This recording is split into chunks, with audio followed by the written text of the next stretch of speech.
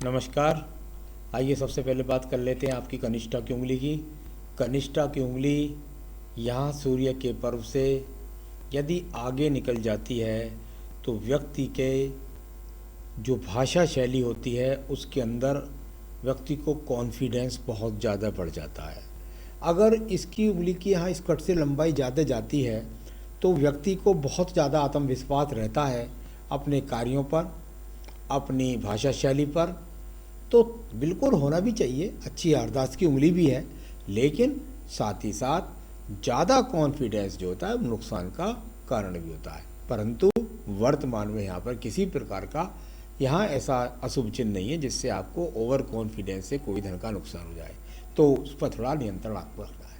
आइए मैं सूर्य की उंगली की बात कर लेता हूँ, यहाँ सूर्य की उंगली, और कुल मिलाकर के यदि मैं उस उंगली को देखता हूँ तो बिल्कुल यहाँ नीचे वाला पर्व कुछ मोटा है और उस पर पे यानी कि परिवार से तो आप मजबूती के साथ पैदा हुए हैं, परंतु ये ऊपर वाला जो गैप बन जाता है जब सूर्य और शनि की उंगली के बीच में, तो ये व्यक्ति के अंदर थोड़ा सा उसको सावधान मैं करता हूँ कि ऐसे व्यक्ति के अपने भाई बहनों से ज़्यादा अच्छे खासे संबंध नहीं होते। कुल मिलाकर के वह किसी न किसी कारण की वजह से अपनी माता पिता की भी सेवा नहीं कर पाता है। अब बात करता हूँ यहाँ पर अगर पैतृक संपत्ति हो तो उसमें विवाद का सामना, तो ऐसा कुछ ना कुछ जरूर होता है। आइए बात करता हूँ शनि की उंगली की। शनि की उंगली और एकदम टर्न लेकर के जब इस प्रकार की शनि उंगली मुड़ जाती है, यदि ये उंगली टूटी हुई नहीं है और इस प्रकार की बनी हुई होती है, तो व्यक्ति संघर्ष से बिल्कुल भी पीछे नहीं हटता है और मेहनत करके अपने जीवन को खड़ा करता है। यानी कि कार्यशैली के लिए ये बहुत अच्छी अनुकूल उंगली यहाँ पर है। थोड़ा मेहनत करेगा, जीवन में मेहनत होना कोई बुरी बात नहीं है, लेकिन मेहनत के बाद व्यक्ति अपने आप को खड़ा कर लेता है। आइए बात करते हैं बृहस्पति की उंगली की। बृहस्पति की उंगली अनुकूलता के साथ में और शनि की उंगली के साथ जब इतना चमक जाए तो व्यक्ति का बहुत ज़्यादा आकर्षण जो होता है वो धन की तरफ होता है। अधिकतर दर्शन और आकर्षण तो सभी का धन की तरफ होता है, परंतु आपका कुछ ज़्यादा है, इस प्रकार को दर्शाने वाली उंगली। साथ ही साथ पूजा पाठ व्यक्ति कुल मिलाकर के अपनी ईश्वर के प्रति आस्था को भी दर्शाता है। अब बात करूँगा यहाँ पर बुध पर्वत की। बुध का पर्वत और बुध के पर्वत पर यहाँ अनुकूल रेखाओं का खड़ा होना अनिवार्य माना जाता है। आपके दूसरे चित्र में देख लेते हैं यहाँ पर, हाँ बिल्कुल मिल गई मुझको दो रेखा यहाँ पर खड़ी हुई।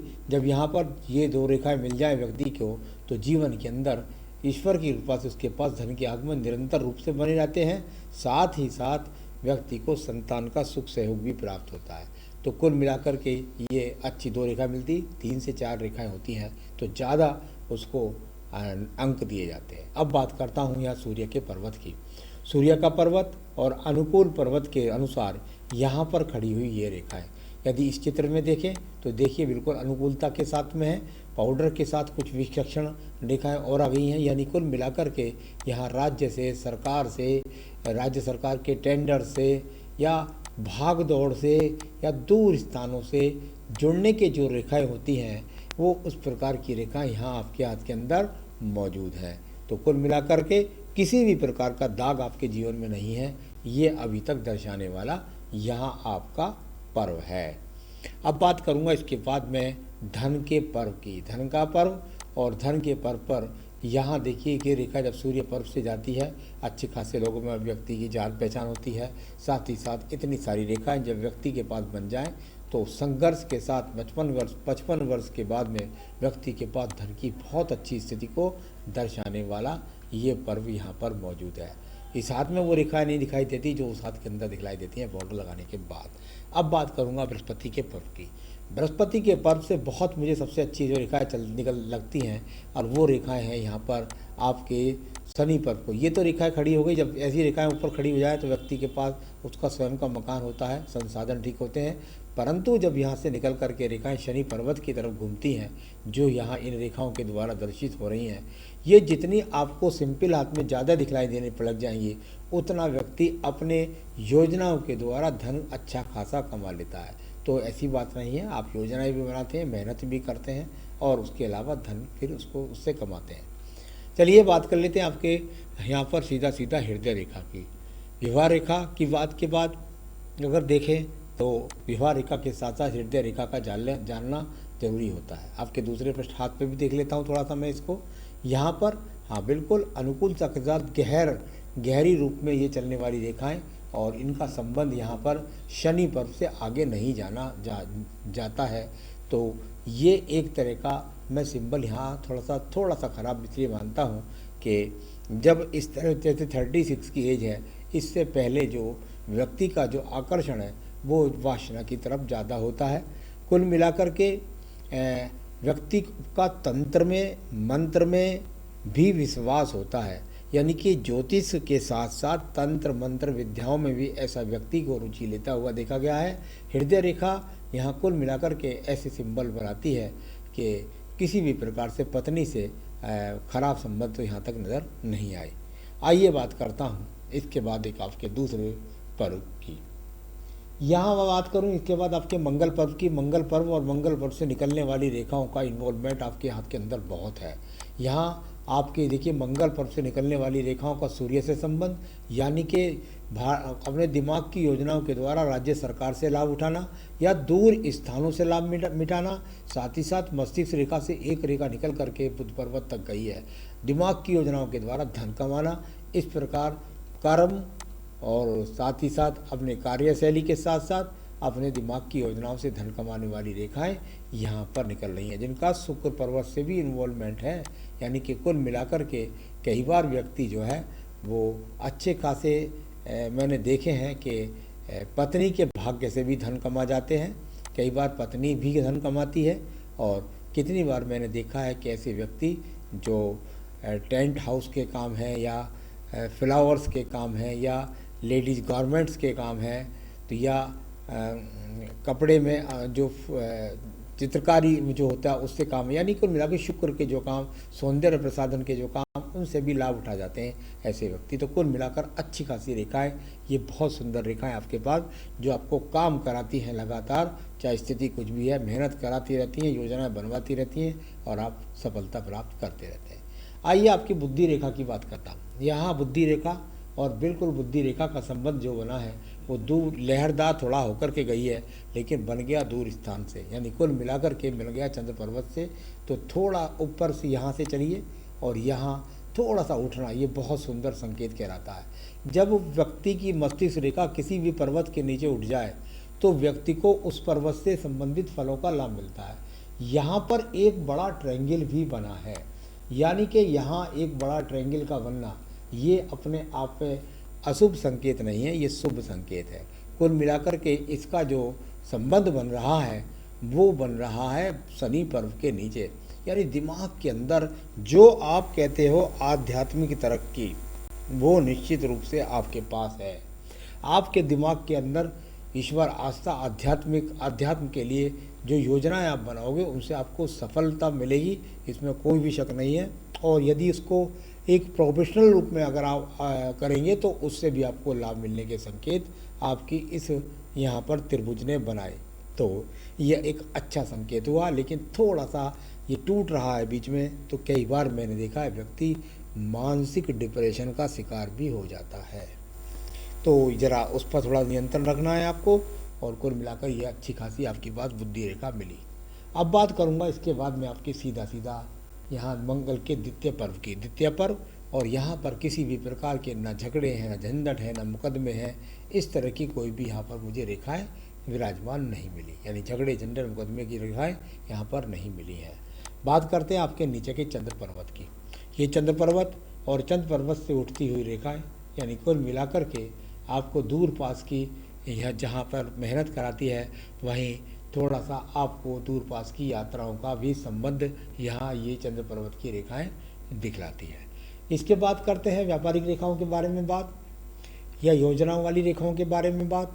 तो यहाँ आपके हाथ के अंदर से निकलने वाली ये जो रेखाएं हैं, ये यहाँ देखिए आप शुक्र पर्वत से निकल रही हैं, यानी कि जब आप दूर स्थानों से जब तक नहीं जुड़ेंगे तब तक आपको, यानी अपने काम के अंदर कहीं ना कहीं अगर आप व्यापार करते हैं तो एक्सपोर्ट इंपोर्ट जरूर जुड़ेगा।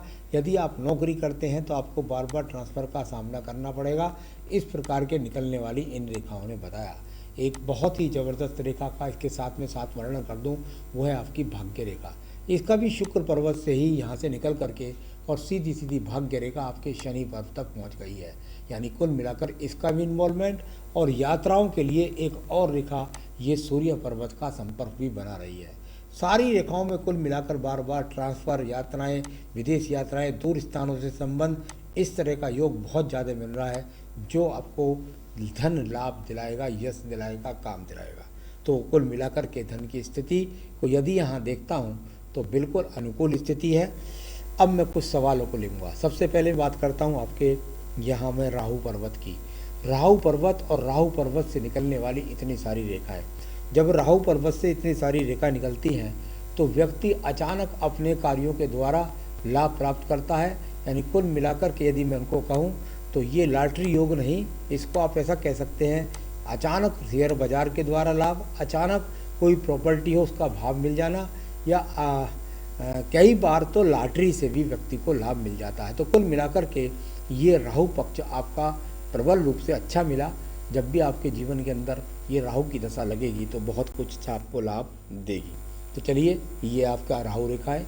अब बात करेंगे इसके बाद हम आपकी दूसरे सवाल की। धन अच्छा खासा है आपके पास, चिंता न करें। आपकी 36 साल की जहाँ उम्र है, यहाँ पर निश्चित रूप से मैं थोड़ा सा कहना चाहूँगा कि पिछले 34 में आपका 33 में अच्छा नहीं गया होगा आपका, और आगे भी देखते हैं अभी तो बिल्कुल 34 पे परिवर्तन किया गया होगा, 33, 34 पर परिवर्तन हुआ। अब वर्तमान में यहाँ अनुकूल स्थिति के साथ में आपकी रेखा जा रही है, और बिल्कुल निरंतरता के साथ में आप अंत समय तक अच्छा खासा धन प्राप्त होता रहेगा। आपको अच्छी खासी धन रेखा आपके पास में यहाँ पर मौजूद है। तो धन की कोई चिंता ना करें, आप बिल्कुल 50 वर्ष के बाद करोड़ों करोड़ों रुपए में खेलने वाले हैं। पत्नी के यहाँ तक सवाल है, पत्नी यही रहने वाली है, पत्नी कोई दूसरा नहीं है, कैसे भी स्थिति से है। थोड़ा बहुत वैचारिक मतभेद, किसी तरह का टेंशन हो सकती है पत्नी से, लेकिन पत्नी एक ही रहने वाली है, यहाँ पर यही दर्शता है। बुढ़ापे के लिए आपने पूछा, तो उसके लिए चलिए मैं आपको बीमारी का बताता हूँ। सबसे पहले तो बीमारी के लिए मुझे थोड़ा सा लगता है कि मानसिक टेंशन के लिए यहाँ आपके हाथ के अंदर है। तो यहाँ सबसे पहले केतु पर्वत को देख लेते हैं, आपके बुढ़ापे का सवाल लेते हैं। देखिए, केतु पर्वत पर अभी आपकी उम्र केवल 36 है, और यहाँ पर तो अभी सब सहयोगात्मक रेखाओं के रूप में, यानी मैंने 60 के बाद में देखा तो कहीं से कहीं तक मुझे ऐसा नहीं लगा कि आपको जीवन में कोई भी कष्ट है। यानी अच्छी खासा आपका जीवन का बुढ़ापा अभी से यहाँ पर सिक्योर है। बाद में कोई दीप बन जाए, क्रॉस बन जाए तो वो एक अलग बात है। अभी वर्तमान में किसी भी प्रकार की कोई भी प्रॉब्लम हाथ के अंदर नज़र नहीं आई। चलिए, एक बात और करता हूँ ये संजीवनी रेखा की। ये संजीवनी रेखा आपको 50 वर्ष तक मिली हुई है, यानी कुल मिलाकर 52 वर्ष तक मिली हुई है, और ये आपके 32 वर्ष से 52 वर्ष तक आपको सब मुसीबतों से निकाल करके ले आएगी। अब बात करूँगा यहाँ पर आपके शुक्र पर्व के बारे में। आयु रेखा को देख लेते हैं। चलिए, पहले आपकी आयु रेखा, और आयु रेखा यहाँ पर आराम से 78 वर्ष के आसपास है। आयु रेखा की कोई भी प्रॉब्लम नहीं है। शुक्र पर्व पर मैंने ये देखा है कि जब शुक्र पर्व यहाँ से ऐसा सूखा होता है और ये वाला ब्लैक तिल होता है, तो इसके दो अर्थ होते हैं। एक अर्थ तो इसका ये होता है, जब इतना हॉल खाली मिल जाए तो एक अर्थ तो इसका ये होता है कि व्यक्ति की यहाँ कहीं मुझे डर है कि आने वाले समय में या तो बहुत ज़्यादा सेक्सुअल के प्रति पहले रहता है व्यक्ति, और बाद में उसका मोह जो है वो भंग भी होता हुआ देखा गया है मैंने कई बार। तो यहाँ कुल मिलाकर जब काला तिल मिला है तो ये काला तिल, ये आपको, मुझे नहीं लगता कि आपको ये सुख सुविधाओं से आध्यात्मिक तरक्की की तरफ आपका ध्यान आराम से बनने देगा। तो जब ये काला तिल होता है तो ये ध्यान में भंग करने वाला होता है। कोई ना कोई ऐसा कार्यक्रम सामने आ जाता है कि अच्छा खासा आदमी अध्यात्म की तरफ जाता जाता उसमें बाधाएं आती रहती है। तो इसको इस प्रकार का सिंबल मानना चाहिए। बात करते हैं संतान रेखा की। आपके हाथ से संतान रेखा मुझे यहाँ कोई भी नहीं चमक रही है। तो कुल मिलाकर के यहाँ पर कोई नहीं, ये पत्नी के हिसाब से पता लगेगा। थोड़ा शुक्र पर्वत में भी काला तल मिलता है तो कई बार संतान के लिए प्रॉब्लम आती है। तो यहाँ इस प्रकार से आप देख सकते हैं कि आपको थोड़ा सा ये प्रॉब्लम को दर्शाने वाला संतान की प्रॉब्लम हो सकती है, क्योंकि शुक्र पर्वत पर भी काला तिल आपका है। तो आपकी सारी रेखाओं को और सारे सवालों को मैंने दिया है आपको जवाब। तो मैं निश्चित रूप से चाहूँगा कि यहाँ पर आप अपने जीवन के अंदर, मुझे कोई धन से संबंधित समस्या कोई नज़र आई नहीं है, काम से संबंधित समस्या मुझे कोई नज़र नहीं आई है।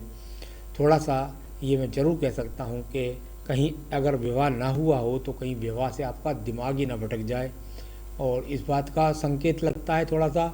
और थोड़ा यहाँ शुक्र पर्वत पीड़ित है, तो यदि शुक्र पर्वत पीड़ित है तो कहीं थोड़ा सा पत्नी के साथ वैचारिक मतभेद, या ऐसा समझ सकते हैं कि मोह भंग हो जाना, तो इस प्रकार के चिन्हों की ज़्यादा मुझे यहाँ पर दिखलाई पड़े हैं। कोई मुझे विशेष हाथ में प्रॉब्लम नज़र नहीं आई। तो चलिए, आपकी सारी रेखाओं को, सारे पर्वतों को पढ़ा। आप यदि ये चाहते हैं कि मेरा मन एकाग्रता से लगे, मेरा वैवाहिक जीवन सुखी हो सभी प्रकार से, तो आपको एक बेहतरीन सा पोखराज पहनना है। और साथ ही साथ आप यदि आध्यात्मिक तरक्की चाह रहे हैं तो उसके लिए भी आपको पोखराज पहनना चाहिए।